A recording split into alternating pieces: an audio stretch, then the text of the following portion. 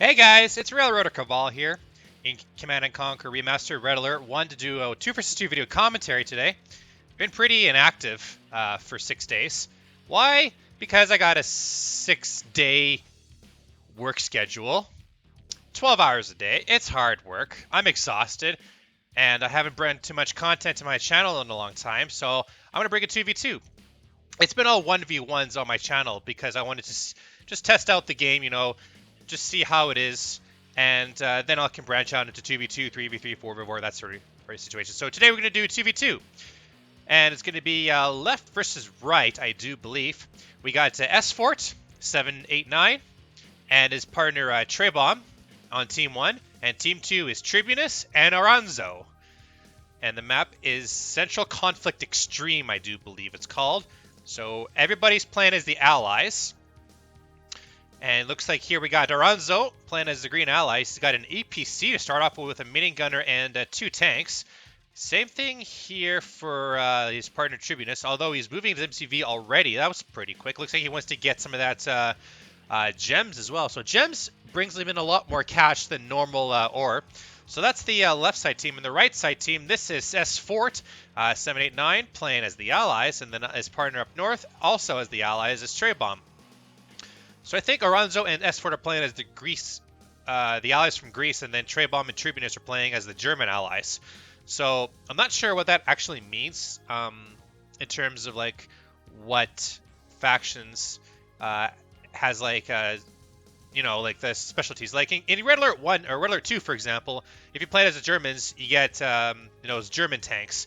I forget what they're called right now, German tanks.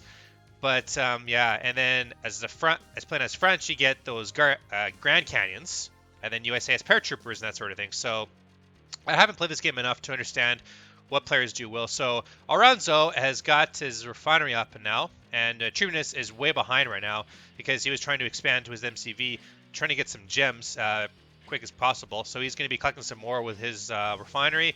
Same thing for sfort and then his partner treybomb. Everybody's scouting across the map to see what everybody can find here.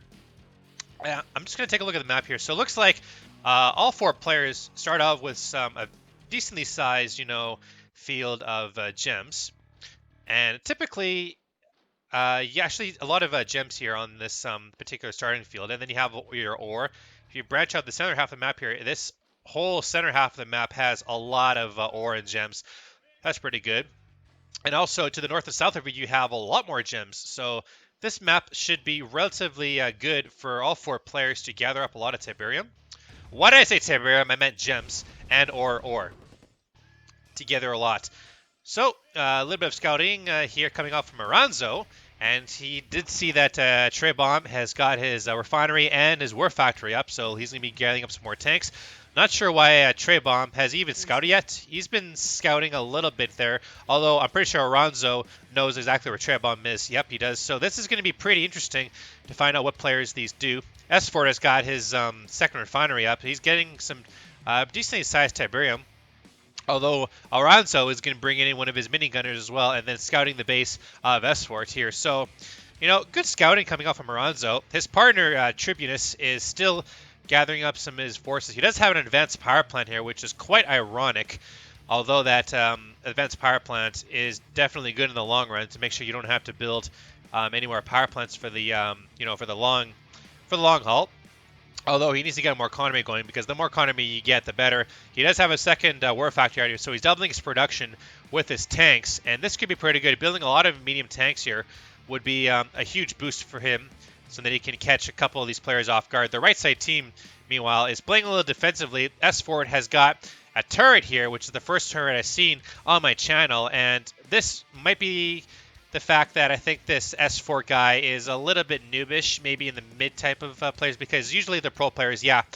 And treybomb is expanding with his ore silos.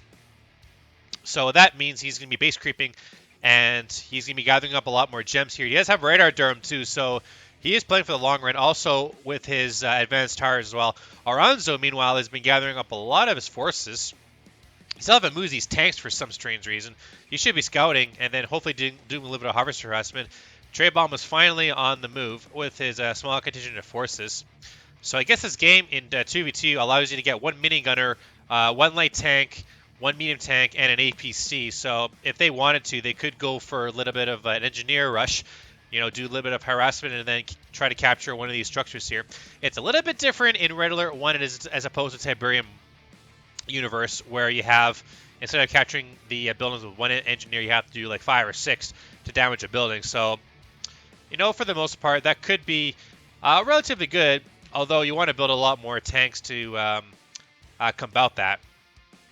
So Tribunus has, got his tanks. He's getting a lot more tanks, and he still has 2 harvesters with 2 refineries. Oh no, he just built another refinery. So he's really bringing in some Tiberium. And as we can see, all 4 players are relatively okay in terms of economy. Actually, Tribunus is the only one here with the lowest amount of economy. Everybody else is around $8,000 to $7,000. So that's relatively good. Treybomb has found out one of Oranzo's minigunners, and he will be able to take it out, which is quite good.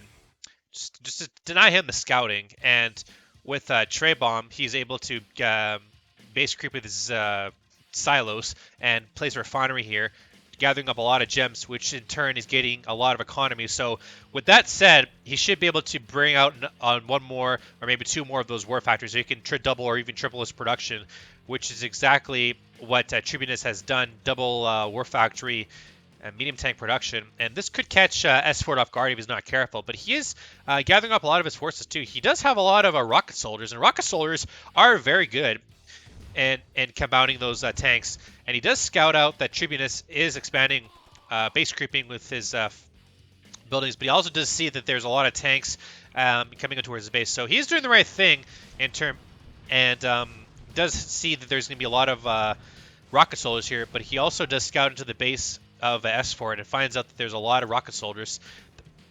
The problem with sfort, though, he needs to base creep, and base creeping, it takes its toll, because your midsection is like completely exposed to stuff like commandos and just like sneak attacks. But there's no commandos in this game here, so you don't have to worry about that. All you got to worry about here is making sure you have a lot of forces at your disposal, and then having to go and attack. Oranzo, I think he's probably in the best position, because he's just building non-stop forces. Although I wouldn't agree him building with light tanks. I think he would be a lot more suited with medium tanks. As Tribunus has found out, just building straight medium tanks is not what you need, because, he can go for the crush maneuver. I think that would be pretty good. And I think we'll be seeing a battle here pretty quick between Tribunus and sfort coming up to the climax. If Tribunus can get the proper micro, he could crush all of sfort's rocket soldiers and then destroy all the tanks at sfort's base, which will make sfort, give up in the mid game. But this might be a pretty good push here. We'll see what happens when both these players makes their move. And in the meantime here, Treybomb has got a double production of his war factory. We even see a tech lab, a tech center, and a service depot here. So that's pretty good. Although, with this in mind, with the tech lab, he's also building some artillery. And artillery is not really... they're good against infantry, but they're not really good against tanks, because they just are so weak in armor. And with that being said, sfort is just compiling he's just playing the defensive game. He's got the camo pillbox, and in online play, I wouldn't recommend building the camo pillbox, because it's not really a camo, because you can see it because he's yellow, and sfort is like playing yellow, so he can't see those camo pillboxes. So with that being said, I would just recommend him just building some regular pillboxes, because those regular pillboxes are like $200 less than normal camo ones, and then you can save yourself a couple $100, because you don't really need those camo ones. Camo is best for like solo campaign players. So Tribunus has really base creeped now, and he's gathering up a lot of his ore here. He is a little bit low in economy, but so is everybody else. So this is a nice army here. He even has a mobile gap generator. This is the first time I've ever seen this. I've seen mobile gap generators before in like other YouTube channels here, but this is the first time I'm ever seeing it in like online play. So a mobile gap generator, for those new players who don't know, is basically if you ever heard of a gap generator, that in a Red Alert 2, where you build them to making sure that you can't see on the radar and on the mini-map, you can't see any of these forces here. So a mobile gap generator is a brilliant idea for this right side team here, so that Tribunus can't see into the base, so he doesn't know how many forces he has to deal with. This is a lot of this is a huge army here from both treybomb and sfort. So I'm not sure what Tribunus is planning on doing here, but this is a massive force. Like I just can't believe how big this force is. So treybomb and sfort are just moving out here. And I totally forgot about this, but you can build multiple commandos, and this is like what, 3 Tanyas in here, 4 or 5 Tanyas, and this is just insane here. Wow, I'm not sure if Tribunus can even put up with this. This is a lot of Tanyas. I forgot you can build Tanyas as allies, but all he's dealing with is just tanks. And now Tribunus and Oranzo have to deal with this massive army from sfort and treybomb. So this could be going in favor of them if they play their cards right. But at the same time here, sfort has left his base wide open for his second tank attack here. And Tribunus is going to be taking out the tech. Oh my god, I don't know what happened there. I hate when that happens. Sorry, I'm missing the battle, missing the battle. There we go.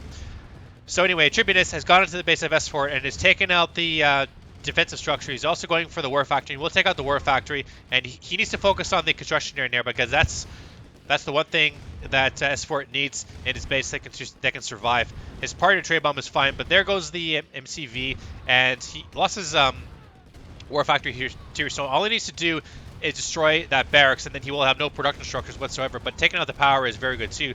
And oh my god, it happened again. I understand what happens. He was able to do that. Oh, I get it. You see that? I'm still, just because the mini map is closed, you can still drag your thing there. You see that? You can do it here. That's why I'm always doing that. Because the minimap's still here, even though the minimap is closed, and you turn it back on again, you can still use the minimap here. Anyway, so Tribunus has gotten to the base of treybomb, and now he's attacking the construction yard, and this could be, oh, this is not good. Tribunus, with his sneak attack, is able to take out 2 con yards of treybomb and sfort, and this is not good. And he can take out the radar dorm, that could be relatively good too. And then all that treybomb has left are these war factories. And in the meantime, you know, Oranzo has gotten up a large force of these light tanks here, and he even got the XMSV. It's a missile silo too. What? Treybomb has got it to the missile silo. Well, he's got a lot of money, so he might as well say, why not? A missile silo would be very, very good. But although it doesn't do as much damage to tanks, so that would suck. Although Tribunus has been expanding, he's got his radar dome and his tech lab, so he could be doing, very, very good. He's got another army of medium tanks here, and this is catching sfort off guard here. sfort is bringing in his forces to the base here, but I'm not sure what else you can do. Oranzo has got a lot of forces here, and I think this could definitely be GG for this right side team. I'm not sure what else I can do. A chronosphere! Whoo! Look at that! A chronosphere from treybomb. That could be very, very nice. And a Tiberium and a missile silo here. So, I'm not sure what this treybomb is going to do here. But Tribunus has got sfort on the ropes. All they need to do is take out the structures, and then sfort's been defeated. I think that's what they're probably end up going to do, because here comes the tanks here. Tribunus has got the tanks and is just attacking all this forces here. And take out the radar dome, take out the chronosphere, and the big kaboom from one of the players, it could be Oranzo, has got the nuclear missile silo and was able to take out a good chunk of treybomb's base. I think it was, look at those gap generators. So with that being said, that was the end. That's GG. Ever since that treybomb lost his production, he knew that was game. I mean, he could have attacked Oranzo, because Oranzo is relatively weak. He just, he built gap generators, and these gap generators were causing, I'm not even sure what happened. He has a missile silo, Oranzo, so he used it against treybomb. But treybomb could have, survived and held out this attack here, but at the same time, he still had to deal with Tribunus. So, he even had a Tanya in his army. He had, 4 Tanyas, 5 Tanyas, 6? So, yeah.